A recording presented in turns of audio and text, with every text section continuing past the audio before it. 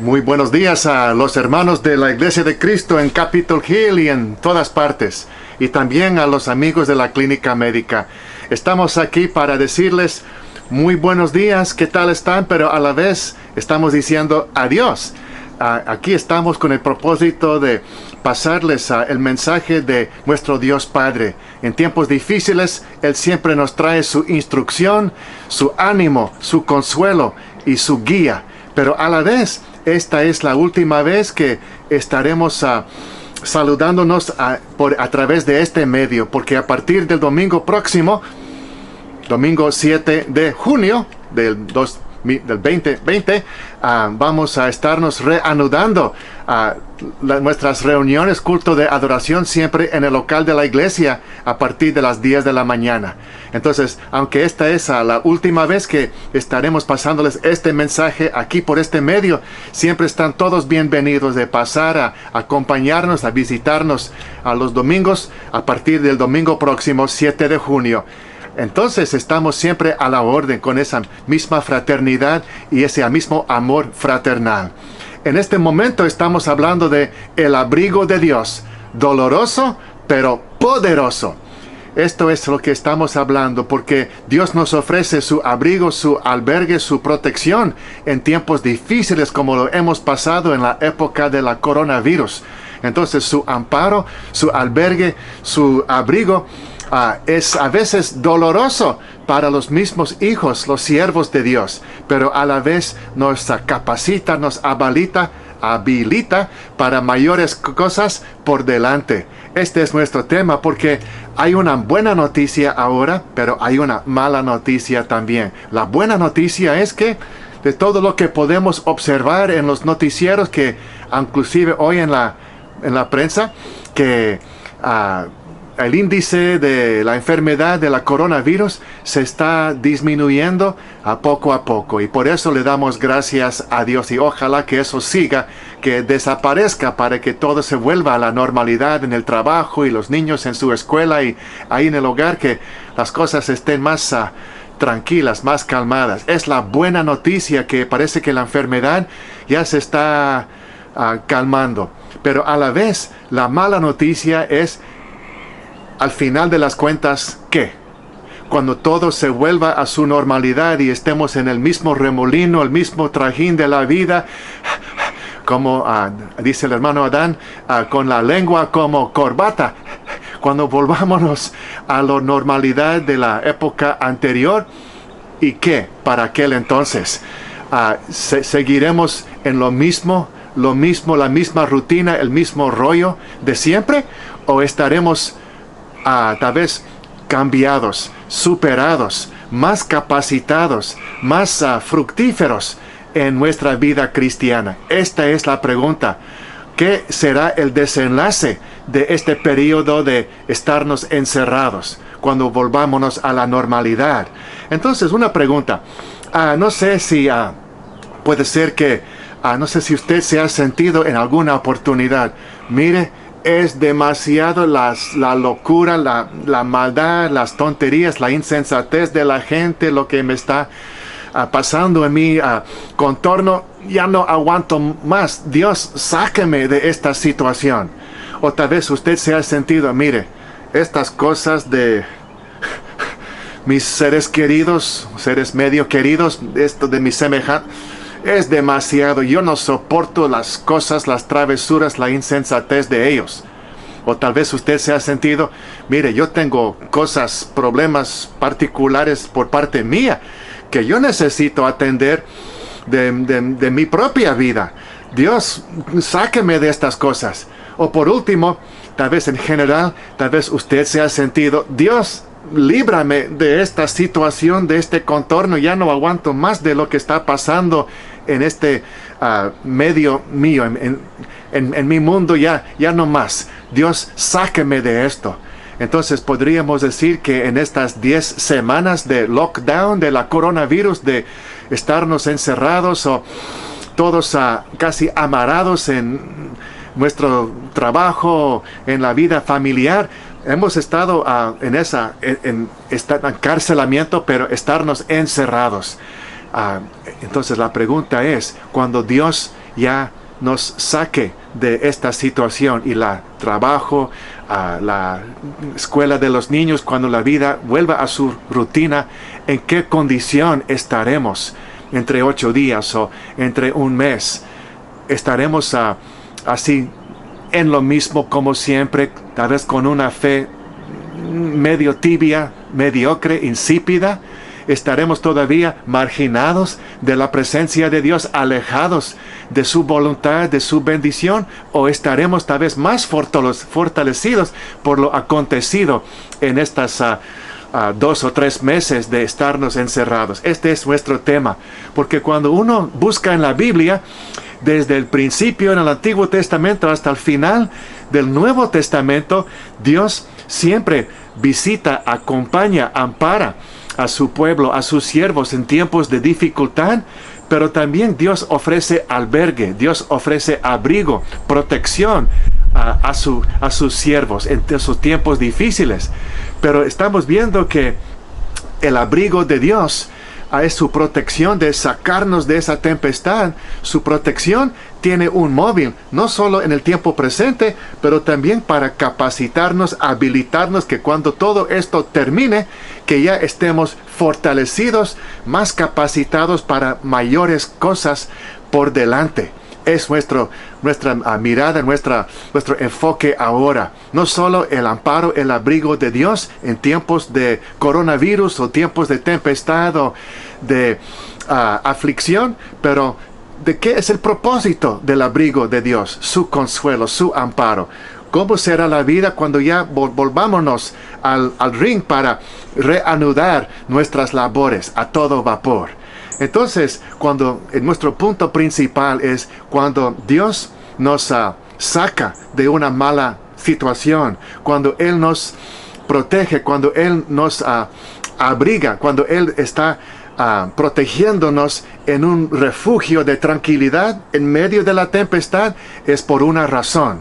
Y la razón es: prepárese para cosas mayores después. Cuando todo esto termina, prepárese ahora para cuando usted salga, ya esté completamente capacitado, preparado para retos mayores, oportunidades mayores y bendiciones mayores cuando toda esta tempestad termine. Entonces, empecemos aquí de estos 14 puntos, el primero. Entonces, Noé, ¿qué va a hacer uno cuando, como aquel patriarca en el libro de Génesis, rodeado por la maldad de las personas, ese pecado? ¿Qué hizo Dios? Bueno, Dios lo sacó en esa arca. Dios lo pudo quitar de esa situación, protegerlo, llevarlo a salvo a él y a su señora y los 3 hijos y las 3 nueras. Y para cuando todo se terminó, ahora Noé pudo ser como el inicio de la renovación de la humanidad en aquellos tiempos. Entonces, no solo Noé, pero póngase en el lugar de Jacob. Tal vez un muchacho, un joven, con luchas, con dificultades en su vida personal, en su familia, con roces, amenazas. Entonces, Dios pudo sacar a Jacob de esa situación. De un joven con problemas, un joven con dificultades en su vida personal. Dios lo sacó a Jacob, pero con esos 17 años que Jacob estuvo fuera, alejado del problema de la familia, cuando Jacob volvió, pero ya fue porque Dios lo había habilitado, lo había dado ese auge que ahora pudo Jacob volver, pero como ya varón sazón, maduro, capacitado con una gran familia.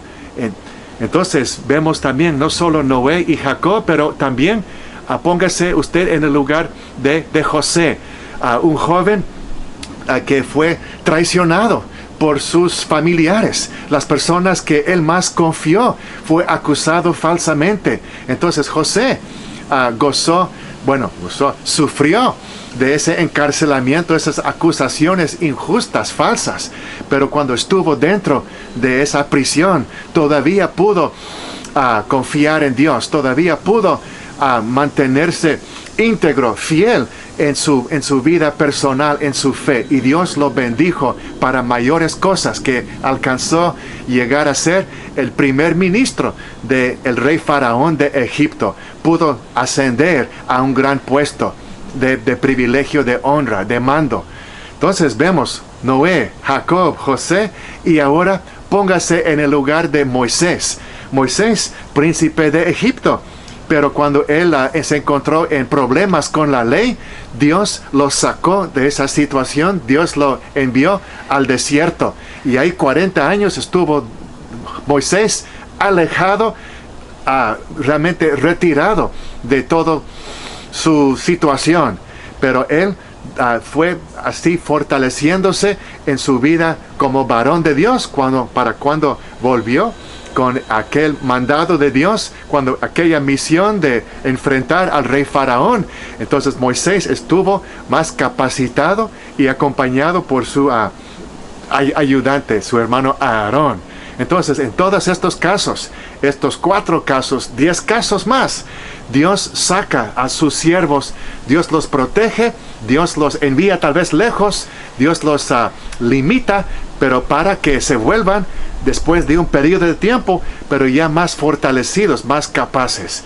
Ahora pasémonos al ejemplo de la señora anciana Noemí. Imagínese, póngase usted en el lugar de Noemí, una señora que se quedó viuda, perdió su marido y sus 2 hijos varones, sus 2 hijos grandes fallecieron. Entonces póngase en el lugar de ella, casi al punto de amargarse, de desesperarse. Pero Dios todavía pudo brindarle una nuera en Ruth. Y a través de Ruth, Noemí todavía pudo alcanzar la bendición de Dios.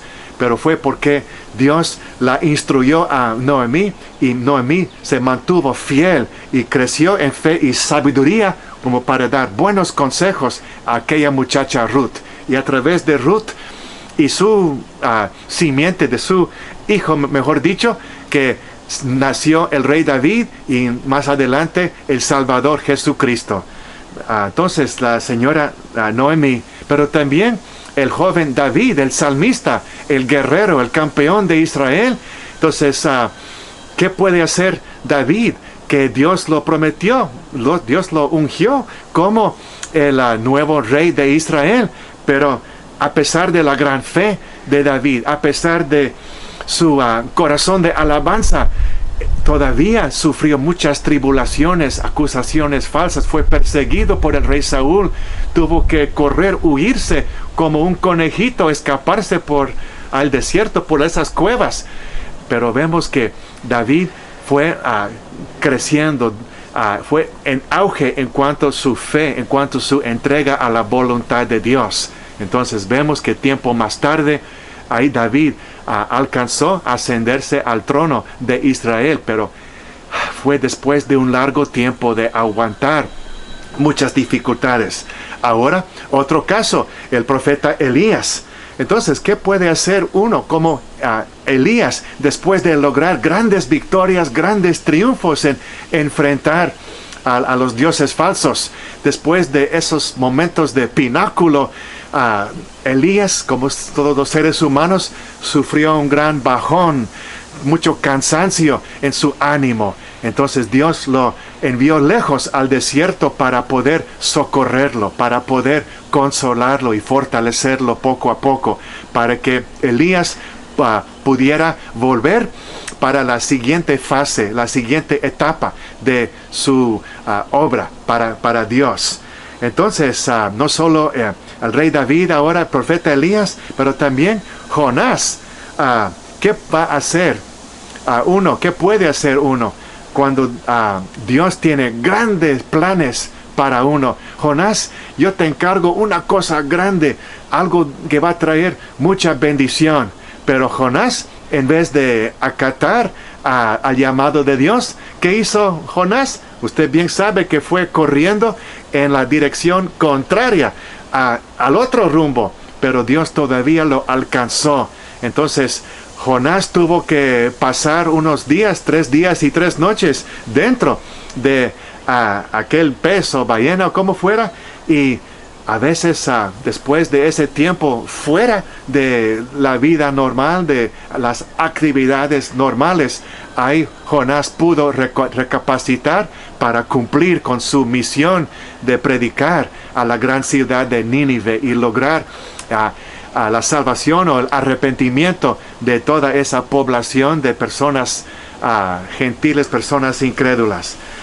No solo el profeta Elías, el profeta Jonás, pero también ahora el profeta Daniel. ¿Qué puede hacer uno si uno es un joven del pueblo de Dios? Uno es un joven fiel, un joven bastante idóneo. Y mire, en su alrededor, Daniel y sus dos compañeros, están ellos rodeados por personas idólatras, personas que se hincan hacia aquella imagen del rey.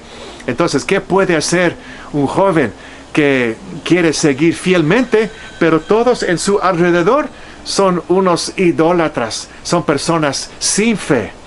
Vemos que Dios pudo sacar a Daniel de su situación, pero en un lugar de sumo peligro, ahí en la fosa de los leones, allá en la tierra de Babilonia, para poder encaminar al pueblo de Dios de retornar a su tierra prometida después de un gran tiempo.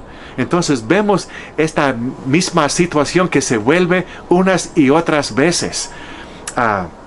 Ahora también la reina Esther. Esther fue escogida como la reina del emperador, del gran rey. Pero todas las personas en el palacio real están mintiendo de ella, están acusándola de falsedades, están realmente poniéndola su vida en peligro, amenaza de muerte. Entonces vemos que Esther estuvo en esa situación de dificultad, tal vez fuera de una vida normal, una vida tranquila, pero Dios la estaba preparando, animándola, instruyéndola a través de su tío Mardoqueo.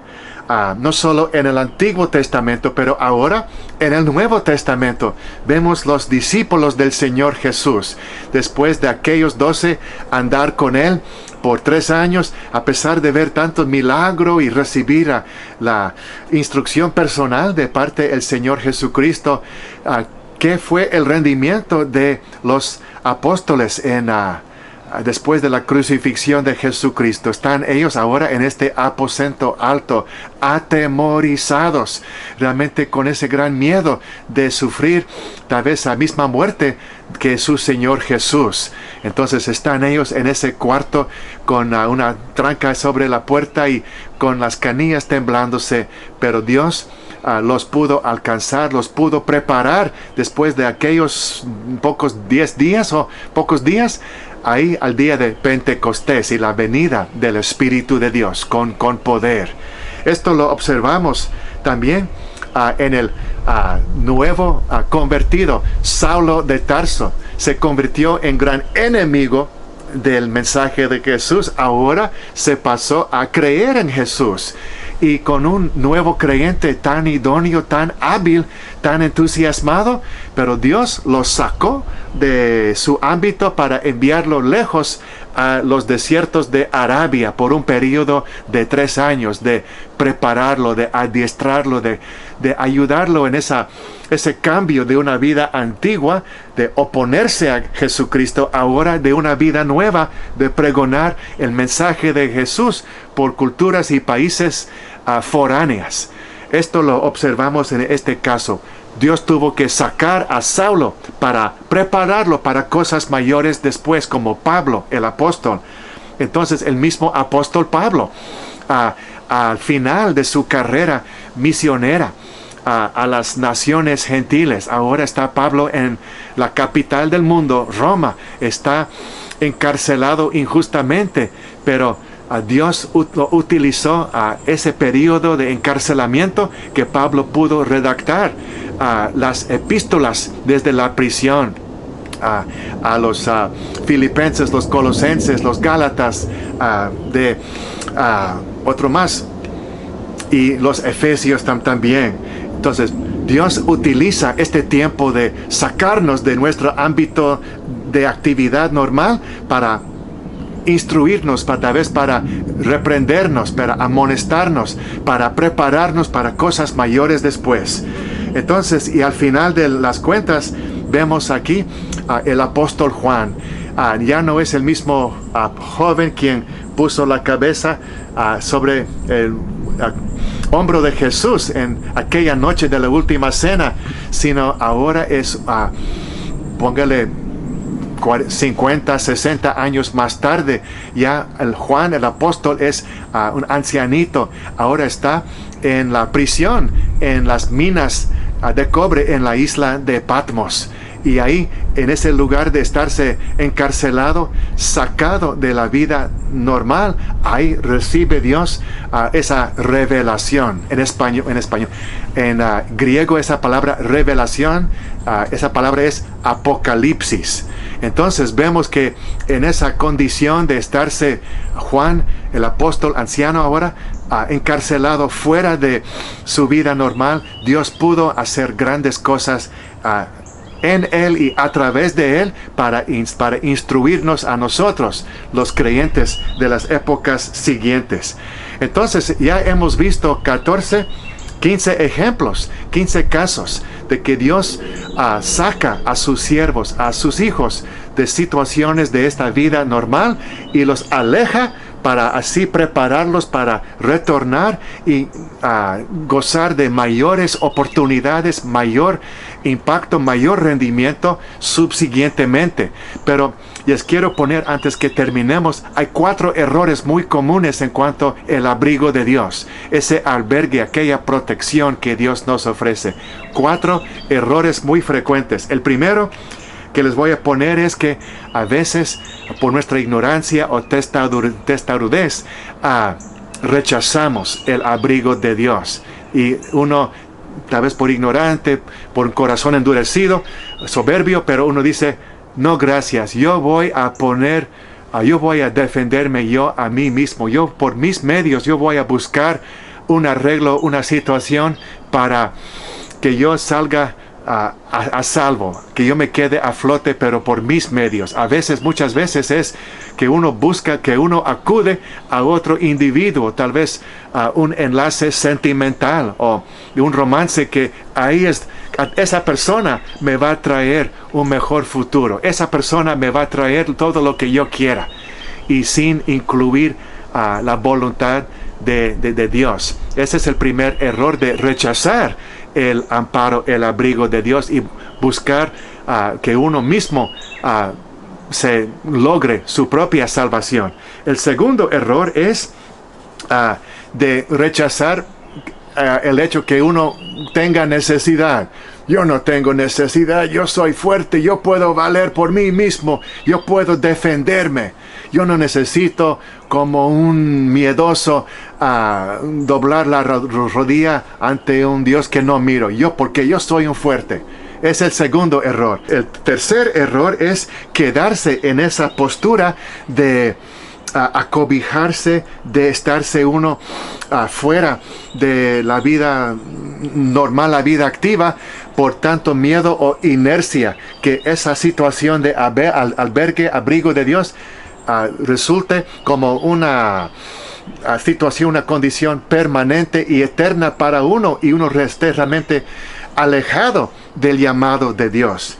Y por último, el cuarto error que yo encuentro y es el motivo, el móvil de este mensaje. El cuarto error es que sí, después de la tempestad, después del periodo de la aflicción, que gozamos de la protección de Dios y Él nos pudo amparar, amén, pero volvámonos ahora a la vida normal, pero igual como siempre, igual como antes, sin ningún crecimiento, sin ningún desarrollo espiritual de como estábamos siempre. Así uno va a seguir para siempre, a pesar de el abrigo de Dios. Entonces, esto es el motivo de este mensaje. Entonces, pero la solución de estos problemas siempre es lo mismo: el de buscar nuestra protección en alguna otra parte, o de rechazar la necesidad que tenemos de el abrigo de Dios, o de quedarnos para siempre en esa postura de temblorosa, o el cuarto error de volvernos, pero igual como antes. La solución es siempre lo mismo. ¿Cuál es? Por último aquí, Jesucristo, que Jesús nos da la pauta, nos da el poder de cómo es de rendirnos a la voluntad de Dios, de acatar su llamado, de serle fiel, de darle a Él el respeto que Él se merece, y de sufrir tal vez, de estarnos, aquí en el caso de Jesús, 3 días, 3 noches en aquella tumba fría, pero que de ahí Dios lo pudo levantar a Jesús, resucitarlo, y nosotros así podemos seguir en sus huellas en las aguas del bautismo. Cuando uno ya de adulto, ya con raciocinio, démosle así una muerte al pensamiento antiguo, al criterio antiguo, así de estarnos sepultados en las aguas del bautismo, y como Jesús, que Dios nos levanta para andar en vida nueva. Entonces, esto es la pregunta que yo quiero dejarles ahora para concluir. ¿Cómo puede uno notar si una persona de veras está aprovechándose, está beneficiándose del abrigo de Dios? Y la respuesta es cuando uno, hay unos 2 hermanos nuevos en la congregación que los vamos a presentar en la congregación al domingo próximo, domingo 7 de junio. Y queremos presentarlos porque ellos 2, pero también muchos más antes, y esperamos que muchos más después. Y también en el caso mío, muchos años atrás, que uno recapacita, uno se rinde a la voluntad de Dios. Heme aquí, Dios, un pecador, pero que recibimos la instrucción para recibir el nuevo nacimiento en las aguas del bautismo. Pero lo que vamos a celebrar al otro domingo es que nosotros nos incorporemos en la familia espiritual de la Iglesia de Cristo, que nosotros nos arrimemos a la familia de Dios. Hermanos, hermanas, aquí estamos para andar juntos en esa armonía. Este es nuestro punto ahora, porque Dios nos está preparando, nos aporta su abrigo para prepararnos cuando todo se termine para cosas mayores esta semana y para siempre. Amén, hermanos.